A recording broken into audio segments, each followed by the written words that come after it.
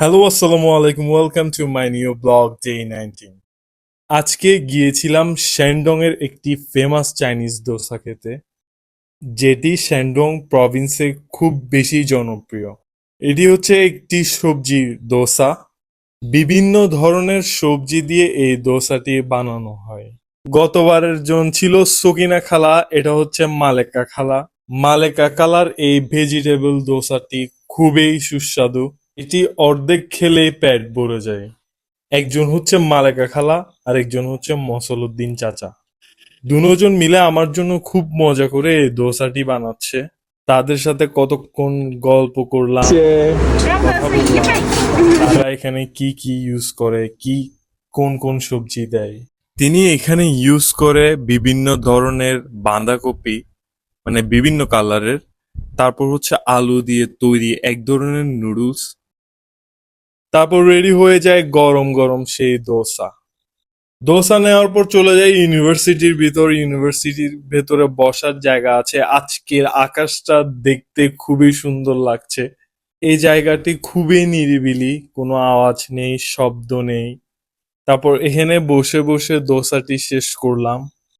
দোসাটির test ছিল খুবই অসাধারণ। এই চাইনিজ দোসাটি খাওয়ার সাথে সাথে খিদে নিমিশেই চলে যাবে, কারণ এটার সাইজ ছিল খুবই বড়। খুবই সুস্বাদু টেস্ট, আর খুব হাইজিন মেনটেন করে এই দোসাটি তৈরি করা হয়। আমার অর্ধেক খেয়ে মাত্র পেট ভরে গেল, তারপরও কষ্ট করে পুরাটা শেষ করলাম। দোসাটির মূল্য ছিল 10 RMB, যা বাংলার প্রায় 170 টাকা। দোসাটি শেষ করে ডর্মের উদ্দেশ্যে রওনা দিলাম। সন্ধ্যা হতে হতে ইউনিভার্সিটির রাস্তার দুই পাশে আলো জ্বেলে ওঠে।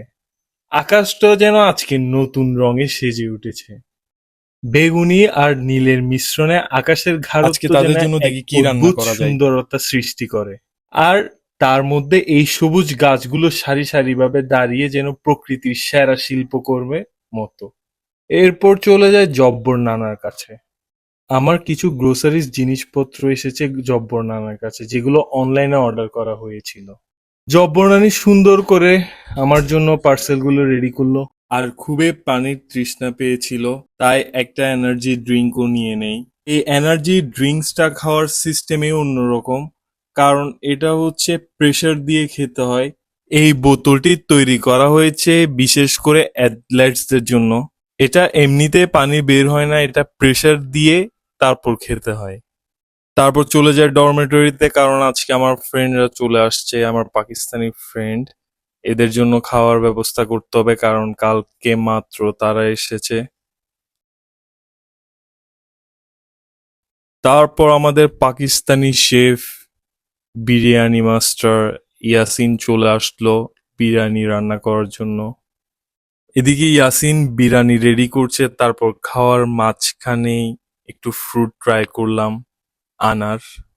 তারপর আমিও ইয়াসিনকে একটু হেল্প করলাম। রান্নার মাঝখানে আমরা খুবই একটু দুষ্টামি করি, সবাই মিলে একসাথে রান্না করি, একসাথে খাওয়া দাওয়া করি। ব্যাচেলর জীবনে আসলে হোস্টেল লাইফটা অন্যরকম, তাও আবার ভিন্ন কোনো দেশের বন্ধুদের সাথে। তো আজ এ পর্যন্তই, দেখা হবে অন্য কোনো ব্লগে। এ পর্যন্ত সবাই ভালো থাকুন, সুস্থ থাকুন, বাই বাই, জয় জিএন।